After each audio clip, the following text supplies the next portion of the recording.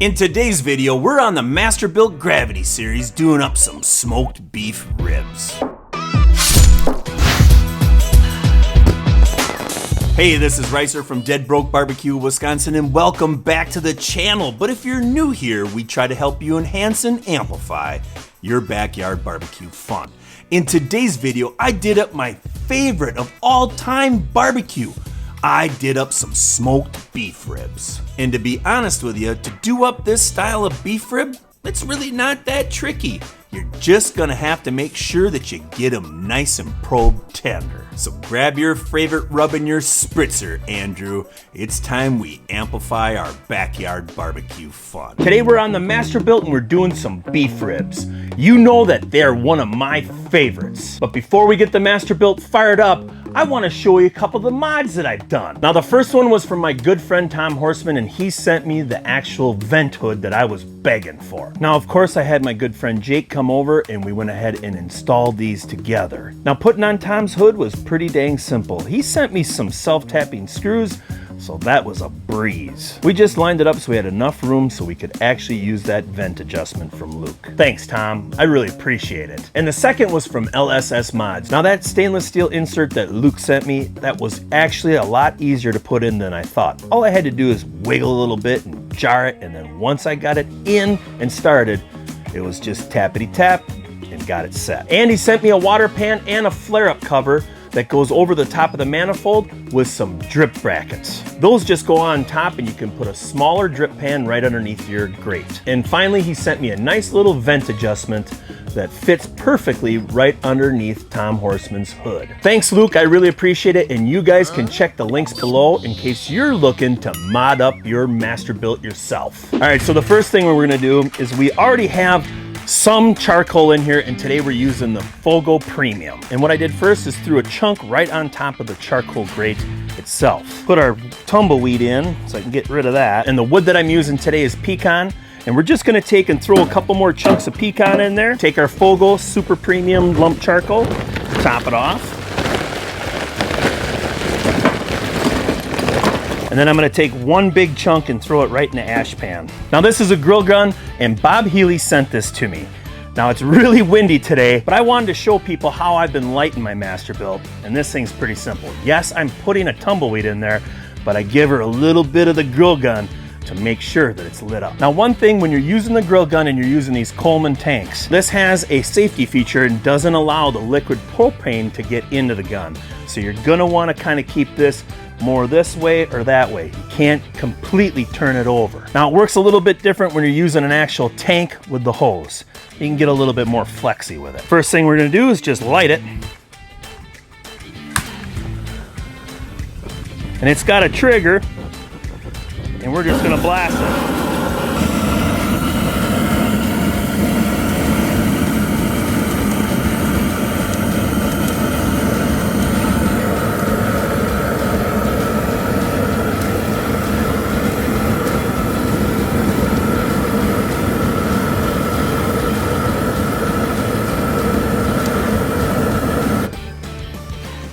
That's running. Pull out our vents and just hang these right here. And we're gonna power it on. Set it for 275. I'm gonna run these beef ribs at. I've been asked this a couple times.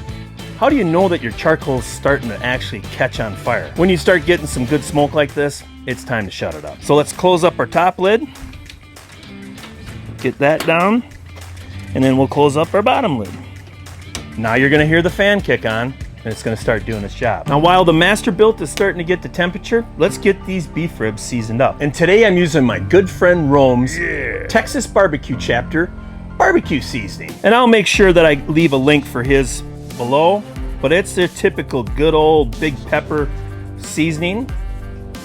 And I'm gonna hit this top side up first. And I have OCD, and I get it. I cannot go ahead and season up the back. I know it does nothing, and you're right. It looks boring when there's no seasoning on the backside. Also get the sides. Now this beef rib is pretty teeny, but beggars can't be choosers. So That's what I'm using. And of course, just give her a little bit splash and top it off again. Now I'll just go ahead and tappity tap. Now while these set and sweat, we're just gonna wait for this to get to 275 degrees. And if you're interested in the grill gun, check the links below for that also. This thing is really addictive, I'll tell you. You can just turn it on and play. And it kills flies. They're flying through here. Gotta keep them away from your food. Ah!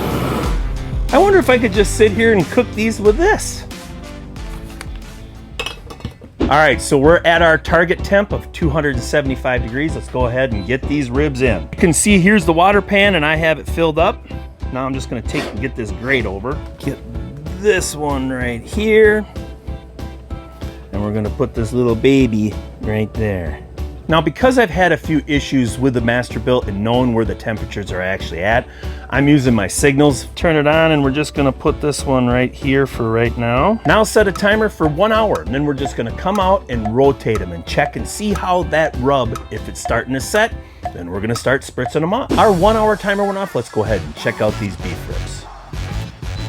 All right, well, our rub is actually starting to stick already, which is pretty good, but I'm gonna rotate these 180 degrees, get them turned just like that. What I've noticed from running this and moving my probe around, this side's about 30 degrees warmer than it is over here. So these little ones, these are in a good spot, but they are starting to dry up a little bit, so let's spritz them up. Just to give them a little bit of moisture, that'll help pull in a little bit more smoke. Now close up the lid and let's set a timer for 30 minutes. Then we'll come back out and probably spritz them again. All right, our 30-minute timer went off, so let's go ahead and check out these beef ribs. Needed a drink. All right, well, they're looking pretty good. I'm gonna rotate them again. Now, one thing I didn't tell you earlier is that I did leave a little bit of the fat through this area because if I trim that out, that beef bone's gonna be about to here when it's done.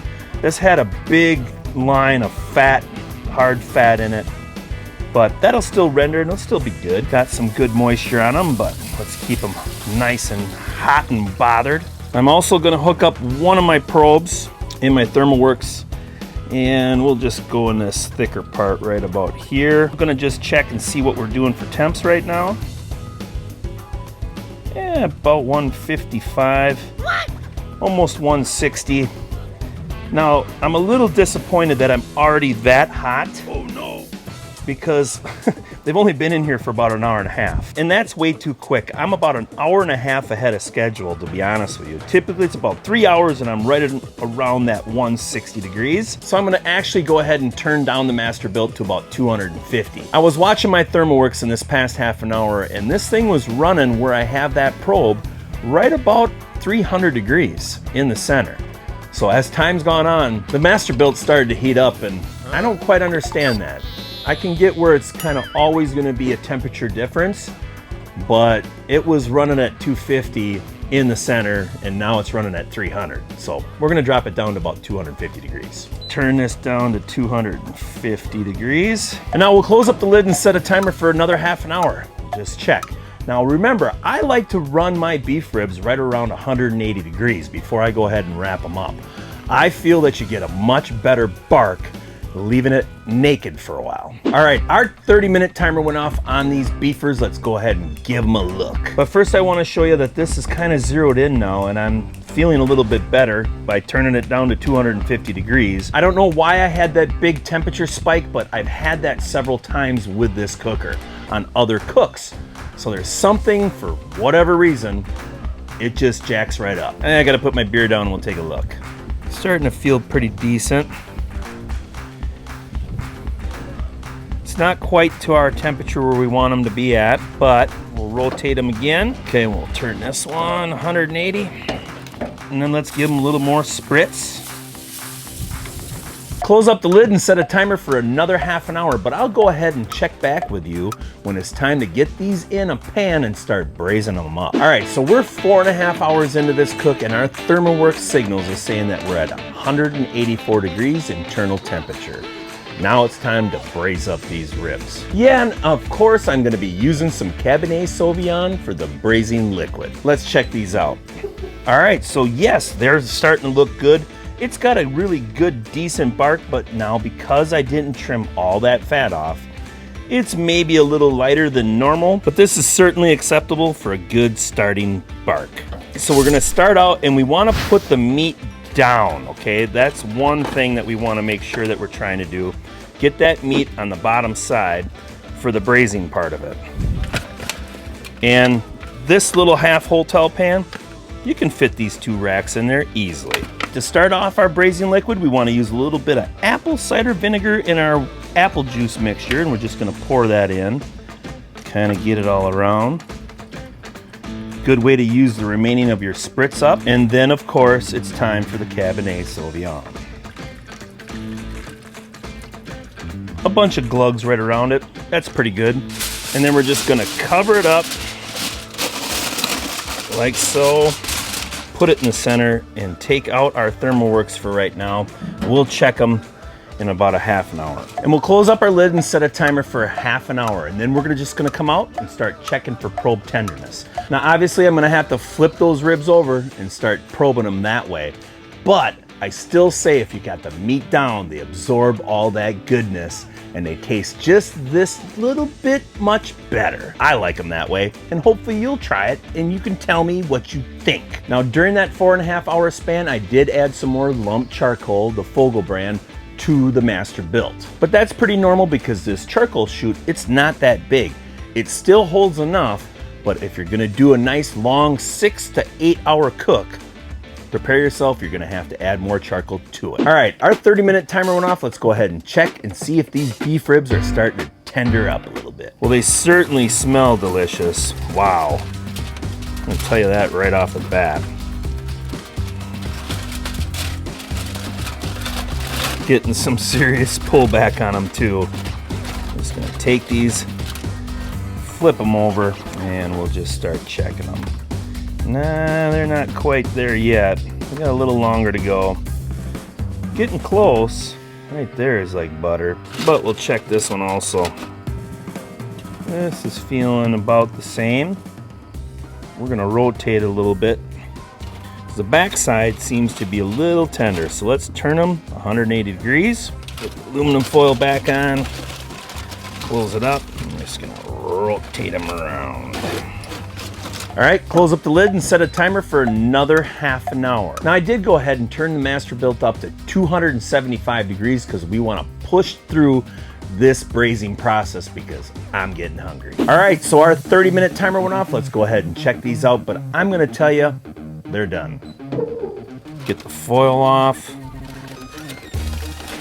Oh yeah, they're starting to split out a little bit.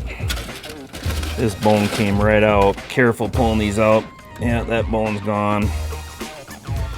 This one, I don't even want to touch. That one I can tell is way tender. But let's check her. Oh yeah. Oh yeah. She's ready. All right, we'll get these out of the cooker and I'm gonna get a new piece of aluminum foil on top of them. Grab out our ambient probe. We don't need that in there anymore. And we're gonna go ahead and shut this off. Close up the lid and we'll go ahead and put our vent covers in so this thing snuffs out. Big one goes on top.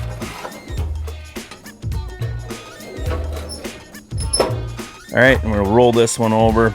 We'll just put a piece of aluminum foil right back on top of it. We're gonna tent it for a little bit, let some of that steam off. And then I'm gonna leave it tented so it burps off a little bit, and then we'll put it in a cooler and we're just gonna give it about an hour rest. There's not a lot of meat here, so it's not gonna take long for it to cool down so we can eat it. Okay, so these beefers have rested for 1 hour. Let's go ahead and cut them up. We'll set this one right here, and we'll get this one over here. Oh, you better save this little morsel. Somebody will chew on that later. Now this stuff here, go ahead and dump it right in a fat separator.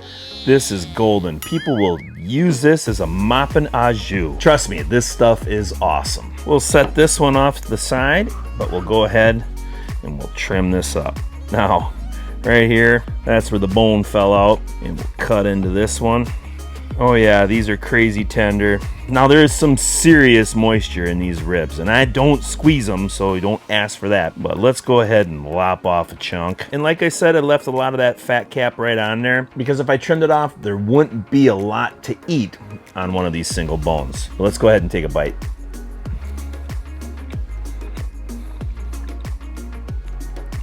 Very good. And I can certainly taste Rome's Texas Barbecue Chapter Texas seasoning. Good job, buddy. Now I like that big fat glob on top.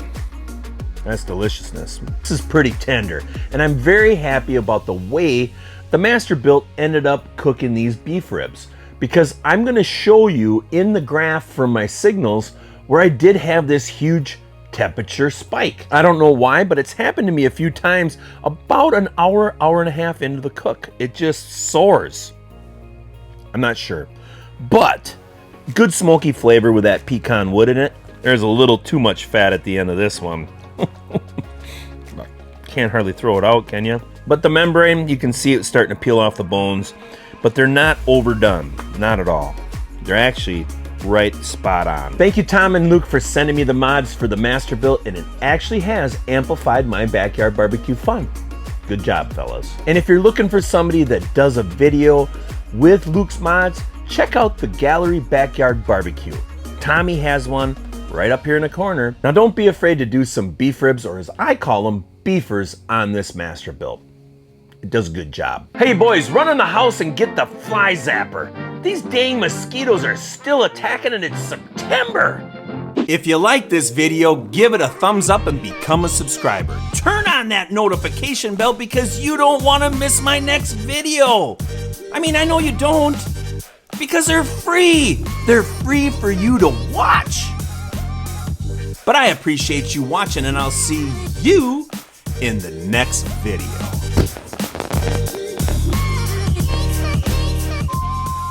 Me and Mom will go on a nice trip. You ain't going nowhere, boy. Yep.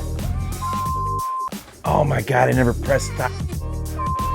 I really have stupid truck. You know who's much cooler than you look? Nobody? Me. Not even close. Why would you say such a lie, buddy? How's that a lie if it's facts? That's just your opinion. I'm spitting facts. I just spit facts at you. See, you're talking opinion. I'm talking fact.